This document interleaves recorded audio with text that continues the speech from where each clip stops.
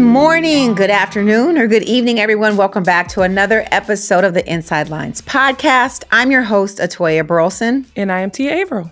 Coming up a bit later in the show, we'll be chatting with licensed family medicine physician and Pilates studio owner, Antonique Peterson. But before we get into all of that, Tia, what is going on? Well, look, you guys can see I'm in my Seahawks attire. And my little light, instead of being the pink this week, is blue because we are mourning the end of an era here in Seattle. I am so sad. Are you really? I really like Pete Carroll. So if y'all don't know what I'm talking about, Pete Carroll, he's been with the Seahawks for 14 years. He's no longer the head coach, y'all. He had a rough last couple of years. Now he'll still be here in an advisory role, but am I so sad? No. Like it happened, whatever happens with the players all the time. But I will say, like the culture that Pete created here, I'm like, oh, I wonder if it'll be the same when like the next coach comes in. Because usually, they clean house. And so it'll look different and feel different. So yeah, it'll probably never be the same. But I mean, you got to think about it. If Bill Belichick can go, Pete can go too. It's just a part of the game. He was there for 24 years, the longest tenured NFL coach ever. 24 years. Winningest coach as well. So look, let's go there. Like it's been a lot of changes this week in the NFL. Pete's out, Bill's out.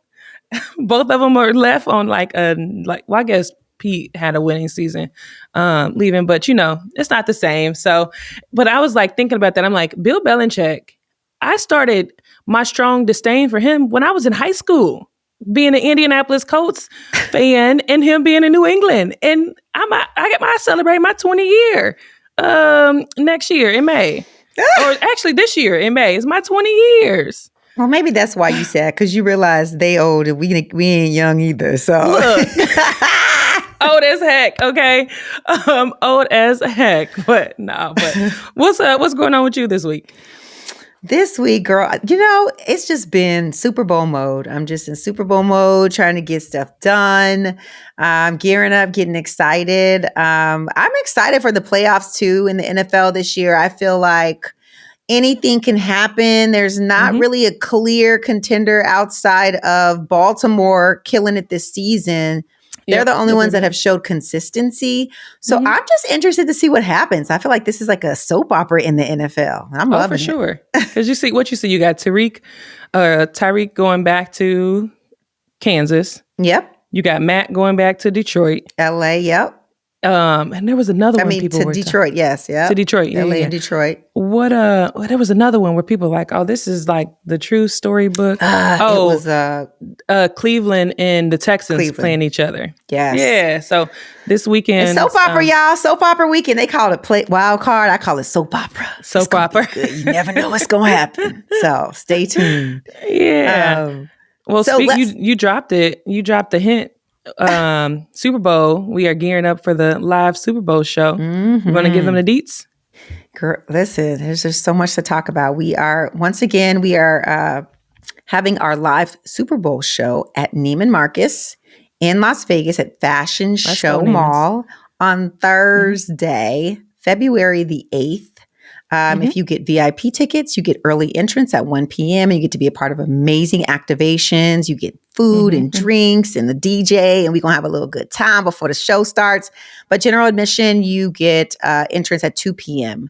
Into the show. And we'll have the show from 2 to 4. And of course, we'll have a little fun afterwards as well. Yeah. So you still have a little fun too now. But we are so excited. There's so much going on, so many amazing things in the works, and I can't wait to share more. But we're just going to drop a little bit at a time. So y'all stay tuned. Yes. So I will say, if you have ever been to one of our live shows, it is a very unique experience. It's not your traditional live show situation. We really bring a luxury feel to this live podcast experience. Neiman's, as Atoya stated, is our partner. They were actually our very first partner. So it's cool to be celebrating our 5th season with somebody we started with. So 4th and 5th. Crazy. Yes. Yeah. So 1, 4, and 5, our live shows have been at Neiman Marcus. So just an amazing partnership. So For because this come out on Tuesday, we're of course recording a few days ahead of time, but the link to purchase tickets are in the bio or in our bio on Instagram. They're also in our show notes, and they're also on our website. So look, y'all, make sure y'all go and get y'all tickets, because once they sell out, and y'all better pull up fast. All them calls I be getting later, and them DMs like, "Hey, I really want to come. Can I get?" Nope. No, look, listen, get your tickets now, sis and sir. And at this point, the tickets have not even been on sale for 24 hours, and we're getting these tickets or getting these texts for VIP. Like, girls, it looked like VIP sold out. What can I do? Yeah. So, yes. Y'all get on it. Get on it. Speaking of women, let's talk about women in sports, Tia. Yes. Okay. So this week for Women in Sports, I'm going to keep it short, but you guys have to check out. Essence just released an article. It's they're Black women in sports. Women in sports leadership. All Black women, super dope. They have bios on all these women who are killing it in sports, and it can be men's, women's, whatever the case may be. But what I really like is they are highlighting women that you don't see, right? Like some more of the behind the scenes. So you do get a few gems like Big Bank Nicole Lynn, past guest. We may or may not have had her on the podcast. Shout out to Nicole Lynn. Right. But you have the commissioner of Gulf Coast Athletic, which is Kiki Barnes, head coach of Mississippi Valley State, doing some amazing things. Of course, another past guest, Jennifer King. Like, there's some amazing women. Whoop. And all of these leadership positions, I didn't even know that they were in these positions. So check out this article. I'll be sure to put a link in our bio as well. But come on, learn or get a little bit of knowledge on all these women that's killing it, and you can reach out and figure out how you can support them and things like that. Because when you show love to them, it opens up more positions because they know they're doing something right. Yeah, and we just want to show some love to them because we know all of the behind the scenes work that goes into making anything happen as women. That's just what we do. And so for them to be behind the scenes in sports, they still matter. That's the whole reason we started this podcast. There's so many women out there that are behind the scenes or that are killing it that you don't know about. So make sure to take the time and give them their flowers in real time, y'all. It matters. Exactly. It really does. So, all right, y'all ready? We're going to get into our interview with Antonique Peterson.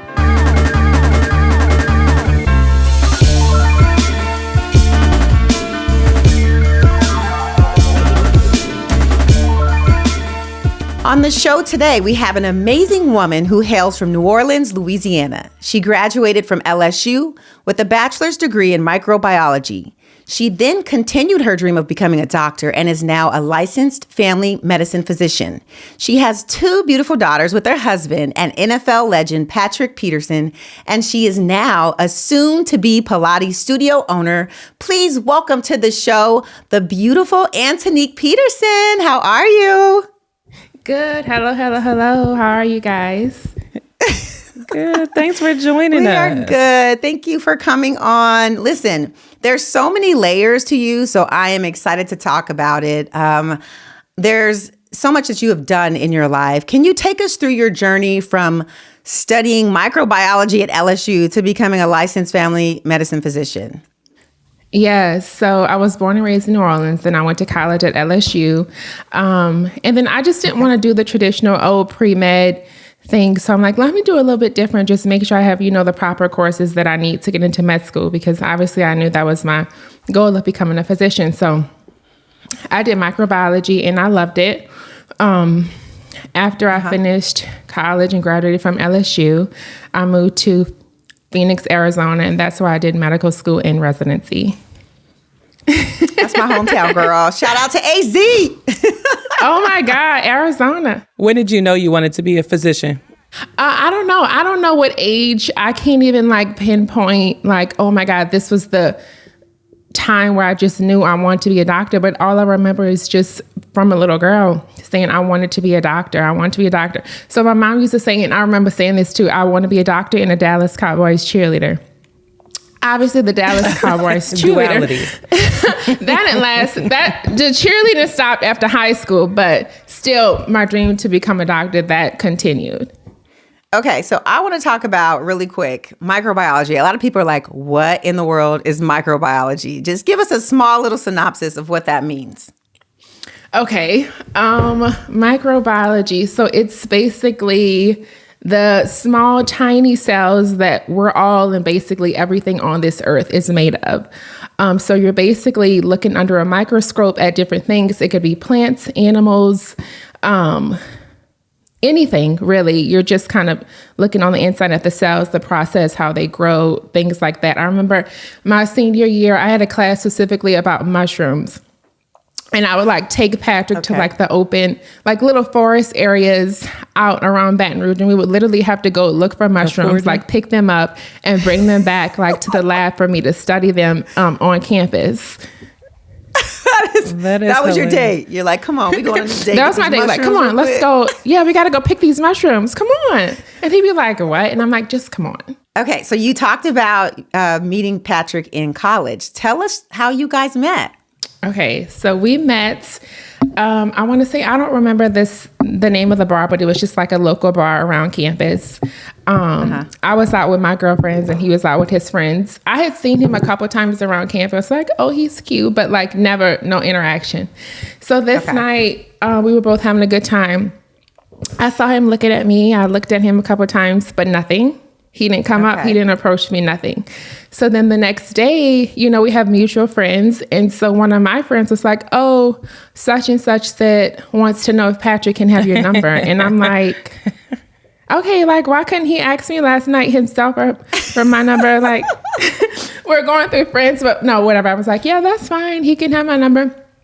And then we started texting and hanging out and we developed a friendship and then a relationship. And then here we are 11 and a half years later of marriage with 2 kids. That's awesome. I love that he was shy. He was like, yes. I don't know if I should go up to here. Maybe I'll just wait till tomorrow. I'll just ask a friend to ask her friend. I'm like, okay, dude. Ask her friend to ask her. She says yes or no. Either way, I'm good. Because I don't have to deal with it in person. That's cute. That's a really cute story. So he was drafted to Arizona Cardinals, correct? Correct. And I'm assuming that's kind of where your decision to go to med school came from, or were you already intended on going to school down in Arizona? Yes. So it worked out that the year that he entered the draft was the year that I was graduating from college. So I decided to go to Arizona with him. And so that first year, his first year in the league, I just kind of sat out and just kind of took it all in. And then that next year is when I kind of started my medical school journey. Mm-hmm. And how was that experience? Because, of course, going to medical school and then, of course, your residency and all of that is extremely time consuming. His career is very time consuming. How did you all balance your relationship with your educational dreams and his professional career? It was a lot. I mean, it was hard. Like you said, it was hard alone just going to med school. And so now I'm in med school and now I'm an NFL wife and I have to juggle all this stuff and time, me time, study time, date night, time with my husband. So it was a lot, but I just would have to take a step back, like really prioritize and schedule my time. Like, okay, today, this, and this is what I'm going to do tomorrow. Like, it just was really all about like time, prioritizing things, because if it wasn't for that, I wouldn't have had time to do anything. Okay, so let's talk about, you have this amazing career. You're a mother of 2. You are opening a Pilates studio. Tell us how you do this all while, trying to invest in your kids and be the best mom you could possibly be. Okay, so obviously becoming a mother was just the most amazing experience ever. I had my oldest daughter, Peyton, during medical school, and I thought that was hard, but I managed. And then I had my second daughter during residency, which was 10 times harder than medical school. And I'm like, now I'm juggling 2 kids in residency and still trying to be a good wife, a good friend, a good daughter, all the things. But anyway, I made it work. We're there. But no, now, like, since having my girls, like, everything I do is for them. Like, I want to be the best role model, the best leader, like to show them, like, look, you can do whatever you set your mind to. Like, whatever it is you want to do, you can do it. You can do all the things. Yeah. Because mommy is doing it. Yes. It's so true. And a lot of parents say that, but the fact that you live it and that you're showing them That's very admirable. So that's the great thing about it is not only are you instilling those gems inside of them, they're actually watching you do it. And they're like, yeah, I can do it because you did it, Mom. So you deserve your flowers for that. That's for sure. Yeah. Thank you. So once you finish your residency, did you actually get a chance to practice before you guys had to leave for Minnesota, or how was that? Yeah, so God's timing is perfect. So when I finished my residency, that was Patrick's off season, and he was a free agent. So at that point, he signed with the Minnesota Vikings. So I finished residency in summer of 21.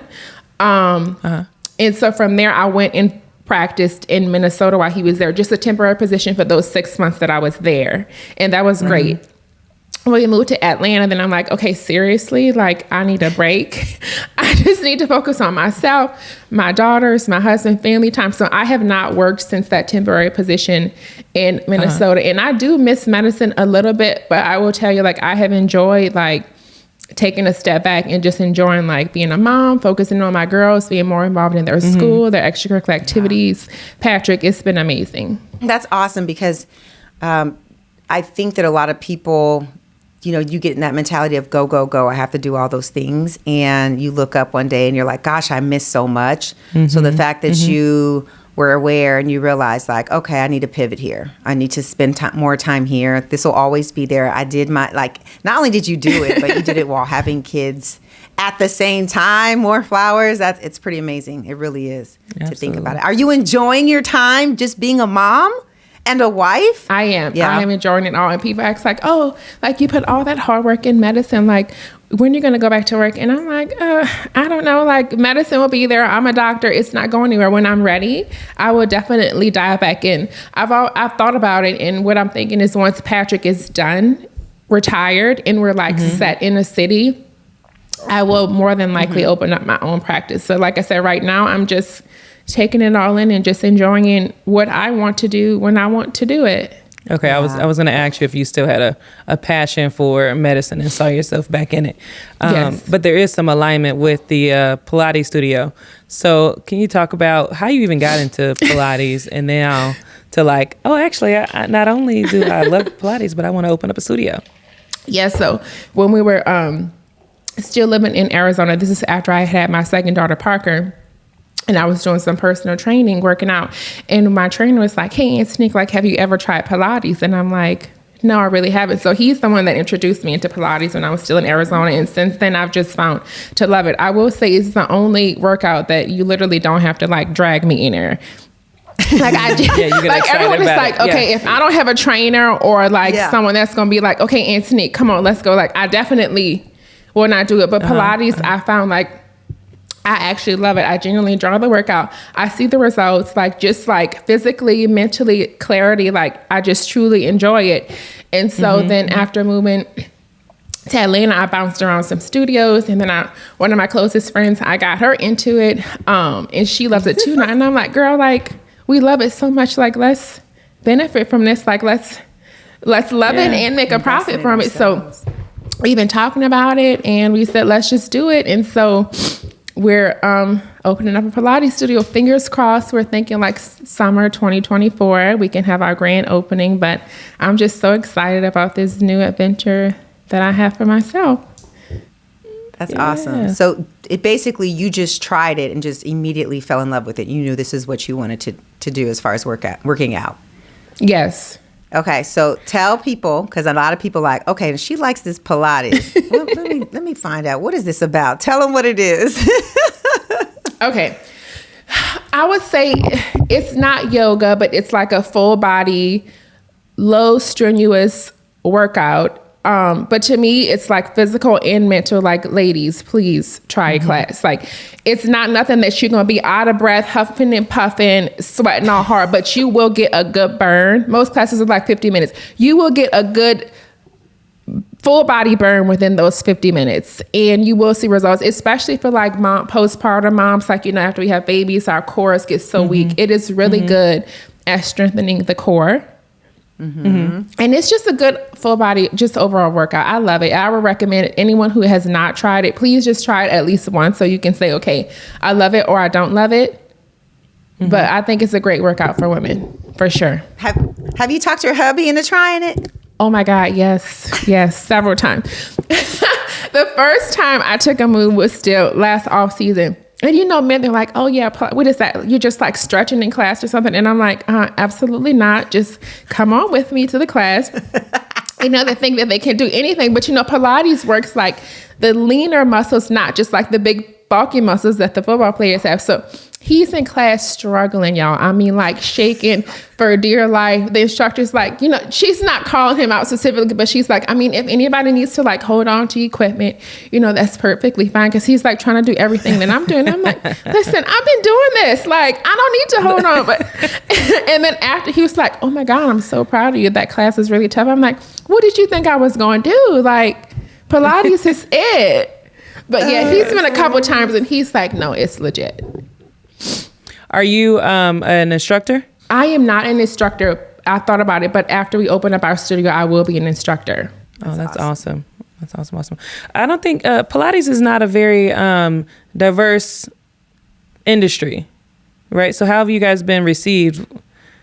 It's not, and that's one of the things that I noticed. Like even being in Atlanta, like it's not where it needs to be, and that was one of the other reasons. Like that me and my close friend were like, no, we definitely need to bring this to Atlanta because it's lacking here for us. And I think it will be a great opportunity because it's there. The demand is there. And people don't understand that's such a really good core workout.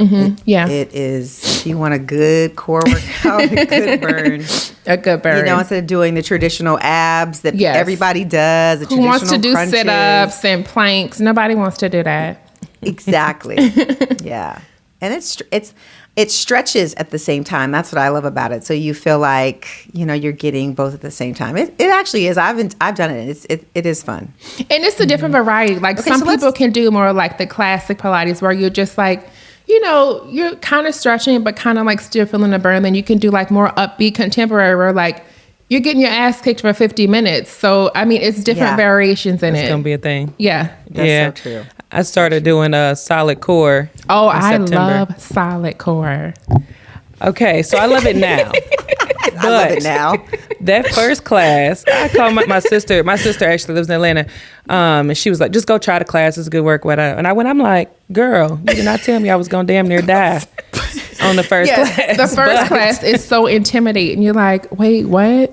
The music's so loud. They're like talking the whole time. I'm like, I don't know what you're saying. I'm just looking around trying to like do what they doing. And then I'm like, after you get like, oh yeah, I can do this. Like, it's not that bad. Can. Yeah. And you can, to your point, like you can see the results fast just in terms of like strength. Like I'm like, I didn't realize I was that weak. I thought I was pretty strong, or whatever. And then that tests your gangster and, whatever. But you can see like the leaning and stuff like that. So this has been the first workout in years that nobody has to make me go do either. So I'm excited. You have to let us know when the grand opening and stuff is. So Atoya and I come down and take some classes. And Listen, don't be trying to do too much though. Okay, I'm gonna be in the beginners class. Okay, I ain't trying to do the immediate, the advanced. No extra points. We got you. I wanted to talk a little bit more about your medical journey, because I know that there's challenges that you faced in the journey, I'd love to know how you overcame them, particularly as a woman in this field that's historically been male dominated, and you're coming in and everything's new. What would you say was a challenging point for you? I would say during the first probably major challenge was during medical school. When I decided that I wanted to have a child, and then being pregnant, like you said, it's predominantly male field. And so even just having to like go up and like, oh my goodness, I have to tell, all the faculty and staff that I'm pregnant, and then have to like revamp my schedule for like maternity leave and all those things. So, and then on top of that, just, being African-American and then an African-American woman, all those things playing into it. So that was certainly a challenge, but it was a relief. It wasn't, I didn't get any negative experiences from it. And like I said, I just had to take it a day at a time. I told them, what it was when it was time that I need to let them know that I was pregnant. They helped me to plan out like maternity leave and when I could come back. with my first daughter, med school I did extend from 4 years to 5 years just to have more time off with her and just adjust because I was a first time mom. Right. But it definitely all worked out. That's good to know. I mean, it's just the way you pivoted and you realize, like, I'm going to give myself more time. I'm not going to stress myself out. I think those are all admirable, like, ideas for you to just decide that this is what I'm going to do. I have a plan. I'm not, even though I don't want to tell them, I'm going to tell them we're going to come up with a plan and this is what I want to do. What words of wisdom would you give women that are considering the medical field? Because we know it ain't easy, sis. Girl, so like, cause someone had pulled me aside 15 years ago and be like, Antonique, look, this is what it is. Like, it's an amazing, like, if that's your aspiration, that's your goal, that is amazing. But no, it is a very hard journey and process. You can do it, but just accept in your mind that it will be hard. There will be, trials and tribulations. Nobody's journey is perfect. Everybody's journey is different. Your journey does not look like your classmate's journey. So just take it all in, take it a day at a time. If it's something that you want to do, know that you can do it. I love that. Okay, girl. You ready for the 2-minute drill? Oh, T, did you have a question? Hold on, before we get there. Okay, I saw you like this. Drill. I was like, oh, time out. Yeah. No, because this is... Like, when I was going through her bio, I was like, damn, she was doing it all, handling it well, and looks amazing doing so. How would you say you and Patrick's relationship evolved through your journey, like your career journey, your school, you becoming a wife, a mom, and things like that? Like, because I feel like, I'm going to just go ahead and say it. You know how we say all the time, professional athletes can be quite selfish, right? And like the world and life and everything revolves around them. But to pursue a career in the medical field is extremely demanding. So you can only do but so much. How would you say your relationship evolved as one, your medical journey continued, but then you became a mom, y'all got married, then you became a mom and all the things. Like, how did that relationship change? I will say he's always been supportive from day one. Like, even, me graduating from college and deciding, like, okay, I'm going to move to Phoenix, Arizona with you. We're going to continue this thing. Like, like I said, the first year when I just kind of took it all in and just, being an NFL girlfriend at that time and deciding, like, what's my next step as far as career. He's just been like, Antonique, if that's something you want to do, like, go for it, do it. Like, that's been, like, I'm doing my dream. Like, you should also, pursue and do your dream. So he's always been very supportive. Yes. Yeah. I've had to, like, kind of push in back. Arizona. Yes. Oh my God. Tori, you love Arizona. I was on vacation. Yes. A tenure vacation in Arizona. I guess I'll call it that. Oh my gosh. You know what? Okay, so you mentioned the few different places that you lived. How was the relocation process, trying to figure out where to live, what resources to find? How was that for you, throughout the different teams that you've lived on? So Arizona, well, really, none of it is like really a choice, really. But 10 years in Arizona, I didn't hate it. I didn't love it, but I feel like that's, in Arizona, I feel like that's just, where I grew up, where I became an adult. It was me and Patrick, and then it was med school residency girls. So I love Arizona for that. But we have both agreed that that's not somewhere that we wanted to raise our family long term. So while we were still there is where we kind of decided, Atlanta was kind of where we want to be long term and, build a home. But then, free agency hit and, anything goes with that. So that's how we spent 2 years in Minneapolis, and then free agency hit again. And that's how we landed in Pittsburgh. They've all been experiences. I can't say that I loved any of those places that we've been. we've lived in due to football. But you learned a lot. I learned a lot, and it's been experiences. We've got a chance to live, in different places than the United States, and I appreciate that. Yep. Absolutely. Yeah. Okay, so for real, you ready for the 2-minute drill? Yes, I'm ready. If you could outsource one of life tasks permanently, whether it's cooking, cleaning, etc., which would you choose? Laundry. You can add laundry in there too. Laundry, yes. Laundry and folding clothes. I absolutely hate it. I'm like, no, I can adult, but if you could just minus the laundry and folding the clothes. Favorite place you've traveled to? Africa. We went last summer. It was amazing. South Africa. Oh, love it. Science journals or health and wellness magazines? Health and wellness magazine. TikTok or IG? IG. I'm just learning how to do TikTok. Fair. Hosting dinner parties or attending gala events? Hosting dinner parties. Vacay with the family or couples vacay? Vacay with the family. Best mistake you've ever made? Having my first daughter in med school. Look, hey. That's so cute. Coffee shop or bar? Ooh, coffee. Educational travel or leisure vacations? Leisure vacation. What's on your bucket list next? Yes, so Pilates studio. Be on the lookout. Summer 2024. And then, I don't know, just enjoying life, enjoying the last bit of my husband's NFL career, raising my girls, just living it up. What's your favorite thing about your career, whether it's the Pilates, whether it's you being a physician? What would you say is your favorite thing? Me being a physician, just the ability just to, help others, to genuinely see that, I'm helping others, being a role model to others that look like me. I mean, that really just warms my heart, just to, genuinely let them know, like, look, I did it. So can you? It's beautiful. Okay, last question. Well, we already kind of know this, but maybe we should say outside of this. What is next for Antonique? What is next for Antonique? I feel like I've said this so much. I'm sorry, this is repetitive. But next for Antonique is opening up a Pilates studio. I'm currently in the works, so hopefully by summer 2024 we will be open. You can follow me on Instagram for updates about what's going on. But other than that, maybe one will turn into 2 and 3, and then I don't know, further down the line I'll open up my own practice. I don't know. We'll see. I love that. I love it. Okay, so do you have a name yet or not yet?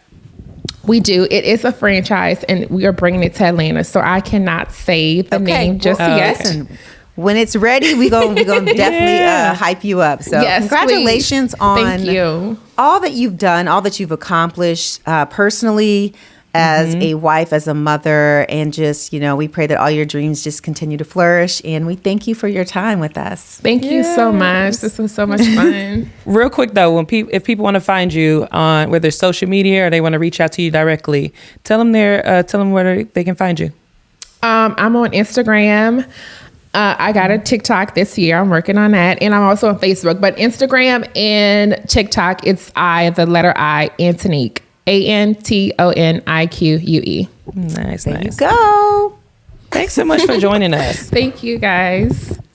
All right, y'all. Thanks for listening. That is our show. For the latest on the Inside Lines podcast, make sure to follow us at Inside Lines Podcast on both Instagram and Facebook. You can also listen online and share your favorite episodes at our website, which is InsideLinesPodcast.com.